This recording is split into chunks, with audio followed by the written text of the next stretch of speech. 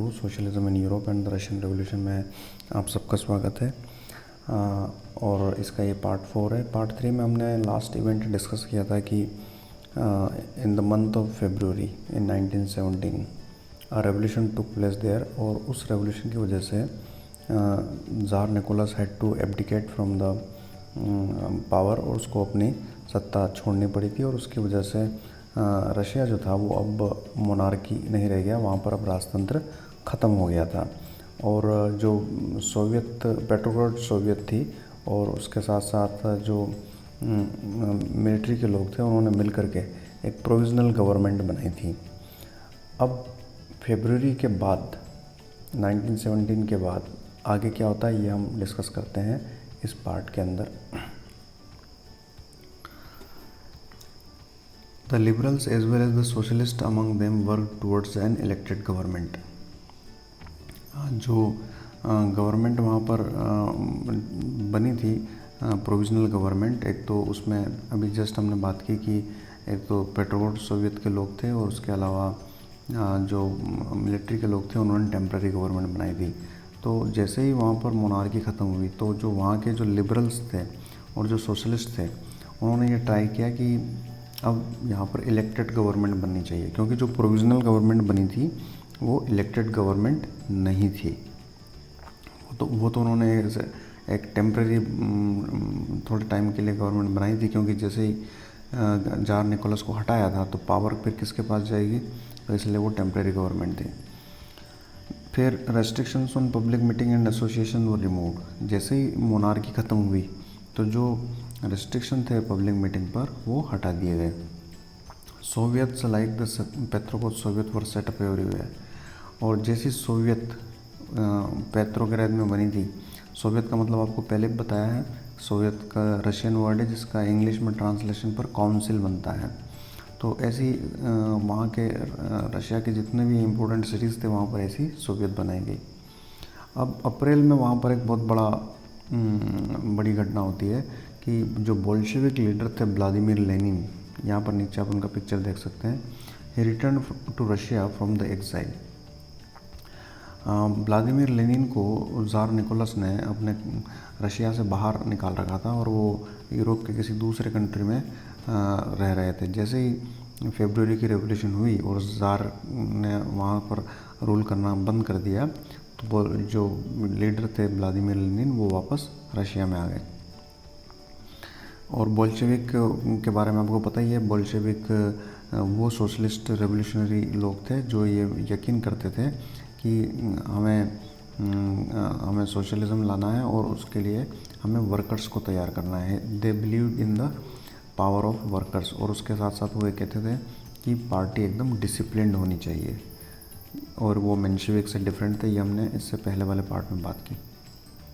He and Bolshevik had opposed war since 1914। और वो 1914 से ही जो फर्स्ट वर्ल्ड वार है उसमें रशिया के पार्टिसिपेशन के खिलाफ थे। तो जैसे ही वो आए रशिया के अंदर, he declared that the war be brought to close. उन्होंने कहा, एक तो ये डिमांड की कि गवर्नमेंट से कि एक तो वार से हम अपने आप को हटा लें, फर्स्ट वर्ल्ड वार से। फिर उन्होंने दूसरी डिमांड की, land be transfer to the peasants. और जितनी भी ज़मीन है वो सारे जो भी रिच फार्मर्स हैं या जो लैंड ओनर्स हैं उनसे लेकर के या चर्च वगैरह से लेकर के सबको पीजेंट्स को दे दी जाए। एंड बैंक्स भी नेशनलाइज। और जितने भी बैंक हैं प्राइवेट बैंक हैं उन सबको नेशनलाइज, यानी कि उनको सरकारी बैंक बना दिया जाए। तो उनकी ये जो 3 डिमांड है, इन डिमांड को मिला करके अप्रैल थीसिस कहते हैं। कभी कभी एग्ज़ाम में क्वेश्चन आता है कि व्हाट वर अप्रैल थीसिस। तो अप्रैल थीसिस का मतलब लेनिन की वो डिमांड्स, ये जो 3 डिमांड है इनको हम अप्रैल थीसिस कहते हैं। He also argued that the Bolshevik party rename itself the Communist Party to indicate its new radical AIIMS. और उन्होंने ये भी कहा कि अब बोल्शेविक पार्टी जो है अपना नाम बदल लें और उसका नाम कम्युनिस्ट पार्टी रख लें। ये ज़्यादा अपने आप को सशक्त सोशलिस्ट बताने के लिए, ज़्यादा रेडिकल बताने के लिए हमें ऐसा करना चाहिए।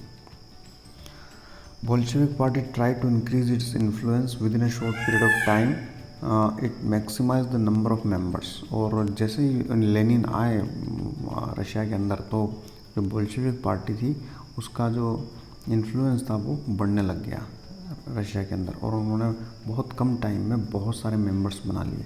जहाँ भी रैली वगैरह निकलती थी, जो उनके सपोर्टर्स थे उनके पोस्टर्स वगैरह लेकर के साथ में चलते थे। यहाँ पर नीचे आप देख सकते हैं और ये जो है बोल्शेविक पार्टी का उनका ऑफिशियल फ्लैग था। As the provisional government saw its power reduce and Bolshevik influence grow, it decided to take stern measures against the spreading discontent. थोड़ी टाइम पीरियड में जो प्रोविजनल गवर्नमेंट थी जो फरवरी में बनी थी, उसको लगने लगा कि जो बोल्शेविक पार्टी उसका इन्फ्लुएंस बढ़ता जा रहा है, और ये जो लेनिन है और बोल्शेविक पार्टी है ये उनकी गवर्नमेंट को अपोज कर रहे हैं, जगह जगह प्रोटेस्ट हो रहे हैं। तो प्रोविजनल गवर्नमेंट के जो लोग थे चलाने वाले, उनको लगा कि किसी न किसी तरह से बोल्शेविक पार्टी के इन्फ्लुएंस को कंट्रोल करना चाहिए।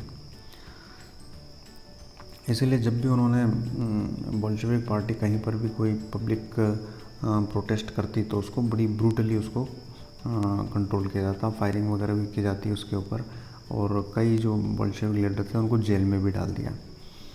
Meanwhile, in the countryside, peasants and their socialist revolutionary leaders pressed for a redistribution of land। और जो पीजेंट्स थे वो बोल्शेविक पार्टी की इस डिमांड से बड़े खुश हुए कि जो लैंड है वो रीडिस्ट्रीब्यूट कर दी जाए, यानी कि जिनके पास ज़्यादा ज़मीन है उनसे लेकर के जिनके पास कम ज़मीन है उनको दे दी जाए। तो पीजेंट्स ने इनको सपोर्ट करना शुरू कर दिया। तो land committees were form to handle this, और इसके लिए जगह जगह लैंड कमेटी बना दी गई जो ये देखेगी कि किस तरह से हम लैंड डिस्ट्रीब्यूट कर सकते हैं। Encouraged by the socialist revolutionaries, peasants seized land between July and September. और जो पीजेंट्स थे उन्होंने गाँव के अंदर जुलाई से लेकर सितंबर के बीच में ज़बरदस्ती जो है वो लैंड रीडिस्ट्रीब्यूशन करना शुरू कर दिया, और उनको बोल्शेविक पार्टी का पूरा सपोर्ट था। अब हम बात करते हैं अक्टूबर रेवोल्यूशन की। ये रेवोल्यूशन जिसकी वजह से रशिया में हमेशा हमेशा के लिए कम्युनिस्ट पार्टी का रूल आ गया, और रशिया कम्युनिस्ट कंट्री बन गया, first communist country of the world. क्या हुआ अक्टूबर में हम समझते हैं। As the conflict between the provisional government and the Bolshevik grew, जैसे जैसे प्रोविजनल गवर्नमेंट और बोल्शेविक पार्टी के अंदर डिसकंटेंट, डिस्प्यूट और संघर्ष बढ़ता जा रहा था, तो Lenin feared the provisional government would set up a dictatorship. Lenin को लगा कि कहीं ऐसा ना हो कि जैसे ज़ार की तरह प्रोविजनल गवर्नमेंट भी बिहेवियर करने लगे और सारी जो बोल्शेविक पार्टी है उसको बैन कर दे या उनके सारे लीडर्स को जेल में डाल दे। तो लेनिन किसी भी तरह से जल्दी प्रोविजनल गवर्नमेंट को ख़त्म करके सारी पावर बोल्शेविक पार्टी के पास लाना चाहते थे। In September he began discussion for an uprising against the government, और इसीलिए उन्होंने सितंबर में एक मीटिंग की और अपनी पार्टी के लीडर्स को कहा कि हमें जल्दी से जल्दी गवर्नमेंट पे कब्जा करना होगा, अदरवाइज़ ये हमें ख़त्म कर देंगे। Bolshevik supporters in the army, Soviets and factories were brought together, और इसके लिए उन्होंने बहुत ही सीक्रेटली जो रशियन आर्मी थी, रशियन आर्मी के अंदर जितने भी बोल्शेविक सपोर्टर थे उनको मैसेज कन्वे किया। जो सोवियत वहाँ पर बनी थी रशिया के अंदर और जिसमें बोल्शेविक पार्टी के लोग भी थे उनको भी अपने साथ मिला लिया, और जितनी फैक्ट्रीज थी जिसमें लोग काम करते थे वर्कर्स उनको अपने साथ मिला लिया। इस तरह से एक बहुत बड़ी पावर इन्होंने अपनी तैयार कर ली। On 16 October 1917, Lenin persuaded the Petrograd Soviet and the Bolshevik Party to agree to a socialist seizure of power। और 16 अक्टूबर को लेनिन ने उन सारे लोगों को जो इन्होंने इकट्ठे किए थे उनको परसुएड किया, उनको मना लिया इस बात के लिए कि अब हमें सीजर ऑफ पावर, यानी कि हमें पावर पर कब्जा कर लेना चाहिए, सरकार पर कब्जा कर लेना चाहिए, चाहे इसके लिए हमें फोर्स का यूज़ करना पड़े, वायलेंस का इस्तेमाल करना पड़े। और इसके लिए बाकायदा उन्होंने एक मिलिट्री रिवोल्यूशनरी कमेटी बनाई, क्योंकि लड़ाई होगी तो उसमें वेपन्स की भी ज़रूरत पड़ेगी और उसके लिए सोल्जर्स की भी ज़रूरत पड़ेगी। तो उन्होंने एक मिलिट्री रिवोल्यूशनरी कमेटी बनाई और उसका जो हेड बनाया गया वो लियोन त्रोत्स्की को बनाया गया। The date of the event was kept a secret, और जो डेट थी वो सीक्रेट रखी गई। यहाँ नीचे आप पिक्चर्स में देख सकते हैं ये दोनों पिक्चर्स, जिसमें ये जो मिलिट्री कमेटी रिवोल्यूशनरी कमेटी बनाई थी ये इसके मेंबर्स हैं। जिनको वेपन्स वगैरह दे दिए गए थे कि हमें अब अपनी ही गवर्नमेंट से लड़ना है और हमें बोल्शेविक पार्टी का रूल एस्टेब्लिश करना है। द अपराइजिंग बिगेन ऑन 24 अक्टूबर। 16 अक्टूबर को उनकी मीटिंग हुई और 24 अक्टूबर को उन्होंने लड़ाई शुरू कर दी। प्राइम मिनिस्टर केरेंस्की, और उस समय जो प्रोविजनल गवर्नमेंट के हेड थे वो थे केरेंस्की, वो जो थे उन्होंने सिटी से बाहर चले गए और उन्होंने ट्रूप्स को बुला लिया, यानी कि आर्मी को कॉल कर लिया कि भाई ये बोल्शेविक पार्टी जो है इसके मेंबर्स गवर्नमेंट के अगेंस्ट जा रहे हैं, इनको कंट्रोल करना है। एट डॉन, यानी कि सुबह के समय, military man loyal to the government seize the buildings of 2 Bolshevik newspaper. जो मिलिट्री के जो लोग जो गवर्नमेंट को फेवर कर रहे थे उन्होंने बोल्शेविक पार्टी के जो न्यूज़पेपर्स थे उनके ऑफिसेस पे कब्जा कर लिया। इसके अलावा जो गवर्नमेंट के जो सपोर्टर ट्रूप्स थी उन्होंने टेलीफोन और टेलीग्राफ के जो ऑफिस थे उनको भी कंट्रोल में ले लिया। The military revolutionary committee ordered its supporters to seize government offices and arrest ministers. अब इसके रिस्पॉन्स में जो बोल्शेविक पार्टी ने मिलिट्री रिवोल्यूशनरी कमेटी बनाई थी वो भी एक्शन में आ गई। तो देखिए यहाँ पर दो बातें हो रही है। एक तरफ मिलिट्री के वो लोग हैं जो गवर्नमेंट के फेवर में हैं, जो प्रोविजनल गवर्नमेंट की तरफ से लड़ रहे हैं। दूसरी तरफ मिलिट्री के वो लोग हैं जो बोल्शेविक के फेवर में और बोल्शेविक की तरफ से लड़ रहे हैं। तो ये एक ही कंट्री की दो डिफरेंट ग्रुप्स के बीच में फाइट हो रही है। Late in the day the ship Aurora shelled the Winter Palace. अब जो बोल्शेविक पार्टी थी उनका सपोर्ट इतना बढ़ गया था कि जो जो जो नेवी के अंदर शिप होते हैं जो वार में यूज़ किए जाते हैं, वारशिप जिनको बोलते हैं, उनमें से एक जो वारशिप था अरोरा नाम का, उसने कहा कि हम बोल्शेविक पार्टी को हेल्प करेंगे और उन्होंने विंटर पैलेस पर अटैक कर दिया। Other vessels shell down the Neva and took over various military points. और दूसरे और भी कई सारे जो शिप थे जो लड़ाई में यूज़ किए जाते थे वो भी वहाँ आए और उन्होंने जो इम्पोर्टेंट मिलिट्री पॉइंट्स थे उन पर कब्जा कर लिया। By nightfall the city was under the committee's control. और रात होते होते ये जो मिलिट्री रेवोल्यूशनरी कमेटी थी इसने लगभग पूरी इम्पोर्टेंट जगह पर कब्जा कर लिया। जितने भी मिनिस्टर थे प्रोविजनल गवर्नमेंट के उन्होंने सरेंडर कर दिया। अब एक मीटिंग बुलाई गई, all Russian Congress of Soviet in Petrograd. जो पूरे रशिया में जितनी भी सोवियत बनी हुई थी उन सबको बुलाया गया और पेट्रोग्राड में एक मीटिंग की गई। और जो मेजॉरिटी थी उन्होंने कहा कि ठीक है, बोल्शेविक लोगों ने जो किया वो बिल्कुल ठीक है, प्रोविजनल गवर्नमेंट को हटाना था और उन्होंने हटा दिया, ये सही है और अब पावर बोल्शेविक के पास जानी चाहिए। Uprising took place in other cities. अब ये तो सब पेट्रोग्राड सिटी में हो रहा था, लेकिन उसके साथ साथ फिर दूसरे सिटीज़ में भी इसको ये सारी इवेंट होने लगी।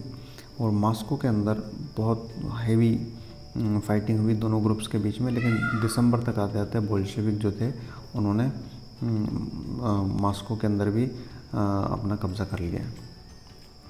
अब हम देखते हैं कि ये रेवोल्यूशन हुई और जब बोल्शेविक्स का कंट्रोल गवर्नमेंट के ऊपर आ गया तो क्या चेंजेस वहाँ पर आए।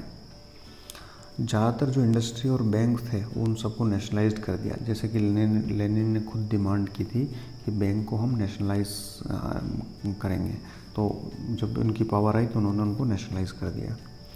Land was declared social property. जितनी भी ज़मीन थी उसको कहा कि ये अब किसी की प्राइवेट प्रॉपर्टी नहीं है, लैंड जो है वो सोसाइटी की प्रॉपर्टी है। और जो पीजेंट्स थे उनको इस बात के लिए अलाउ कर दिया कि वो जो नोबिलिटी वाले लोग हैं यानी कि जो लैंड ओनर्स हैं उनकी ज़मीन को छीन सकते हैं।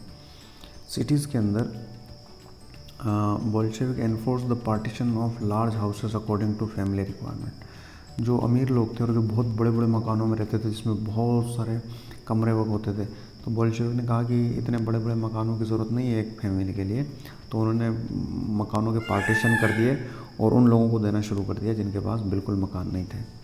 दे banned the use of the old titles of aristocracy. जो अरिस्टोक्रेसी के टाइम पर जो टाइटल्स यूज़ होते थे उनको बैन कर दिया। The Bolshevik party was renamed the Russian communist party. और बोल्शेविक पार्टी का नाम बदल करके कम्युनिस्ट पार्टी कर दिया गया, रशियन कम्युनिस्ट पार्टी। 1918 में लेनिन ने जो असेंबली थी जिसमें जो इलेक्टेड मेंबर्स थे उसको डिसमिस कर दिया, क्योंकि लेनिन नहीं चाहता था कि उसकी पावर को कोई कंट्रोल करे। वो अपने हिसाब से गवर्नमेंट को रन करना चाहता था, इसलिए उसने असेंबली को डिसॉल्व कर दिया। In March 1908, despite opposition by their political allies, the Bolshevik made peace with German at Brest Litovsk. जो वार चल रहा था तो इनकी एक डिमांड थी कि हम वार से भी अपने आप को अलग कर लेंगे, तो मार्च के अंदर जर्मनी के साथ इन्होंने ब्रिस्ट-लिटोव्स्क की जगह पर एक ट्रीटी कर ली और वो जर्मनी से उन्होंने लड़ाई बंद कर दी, यानी कि वार से ही इन्होंने अपने आप को अलग कर लिया। In the years that followed, the Bolshevik became the only party to participate in the election to the All Russian Congress of Soviet। और धीरे धीरे जो है रशिया के अंदर बाकी पॉलिटिकल पार्टीज़ का जो एग्जिस्टेंस था वो ख़त्म होने लग गया, केवल बोल्शेविक पार्टी ही वहाँ बची, इलेक्शन में पार्टिसिपेट भी वही करती थी, which became the parliament of the country. और बाद में जो ऑल रशियन कांग्रेस सोवियत जो थी इसको पार्लियामेंट बना दिया गया। Russia became one party state, और रशिया जो था अब केवल एक सिंगल पार्टी स्टेट बन गया।